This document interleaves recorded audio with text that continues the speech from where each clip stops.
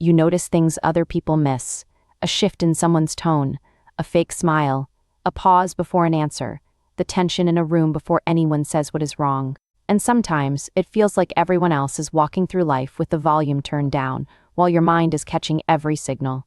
You may have been called too sensitive, too intense, too quiet, too deep, too emotional. But what if the problem is not that you feel too much? What if the problem is that you notice too much? This is the psychology of people who are too aware. In psychology, Elaine Aron called this high sensitivity, a nervous system that processes information more deeply than average. Giftedness researchers described something similar as intensity, not just being smart, but feeling, questioning, imagining, and perceiving with unusual depth. Susan Cain wrote about introverts as people who often need silence, solitude, and meaning because the outer world can become too loud. And Dolores Cannon described another kind of person, the old soul.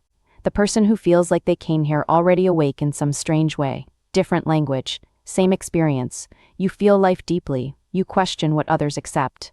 You sense when something is off, even before you can explain why. And that can become exhausting.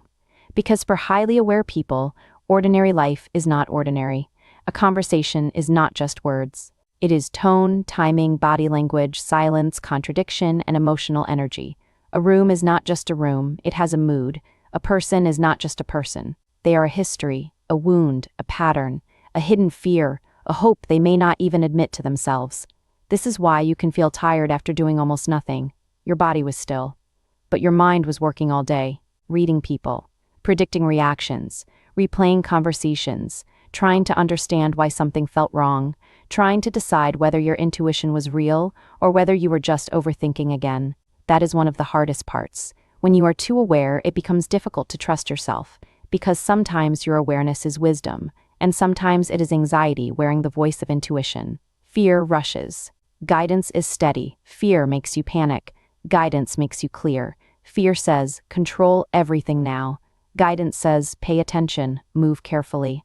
Learning the difference may be one of the most important skills of your life. Because awareness without boundaries becomes anxiety. You start absorbing emotions that are not yours. You sense someone's sadness and carry it home. You feel someone's disappointment and change your behavior. You notice tension and immediately try to fix it.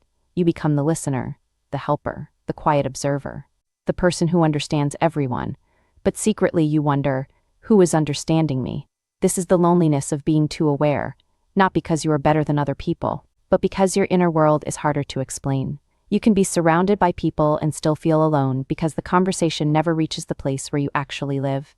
You do not want noise, you want truth, you do not want performance, you want honesty, you do not want shallow attention, you want something real. But much of the world runs on masks. People say they are fine when they are not. They chase things they do not even want. They laugh when they are uncomfortable. They stay busy so they do not have to feel. And if you are too aware, you see the cracks. You see the sadness behind the success, the fear behind the control, the insecurity behind the arrogance, the loneliness behind the image. And seeing that much can make you feel alien. But it can also become the beginning of wisdom. Dabrowski believed that intense inner conflict could become a path of growth. The sensitive person does not become whole by becoming numb.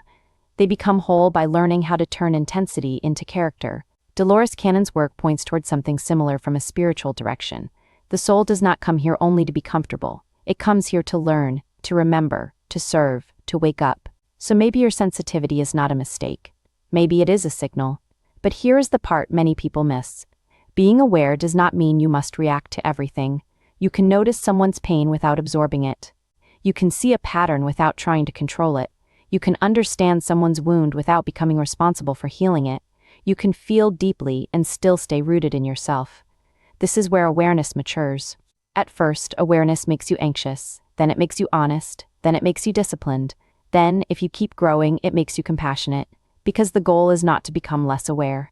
The goal is to become less consumed by awareness. To notice without drowning. To feel without collapsing. To love without losing yourself. To serve without disappearing. People who are too aware need a different kind of life.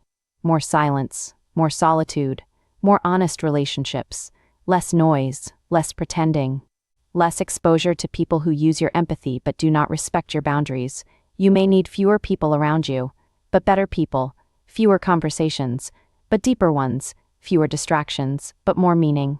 and slowly,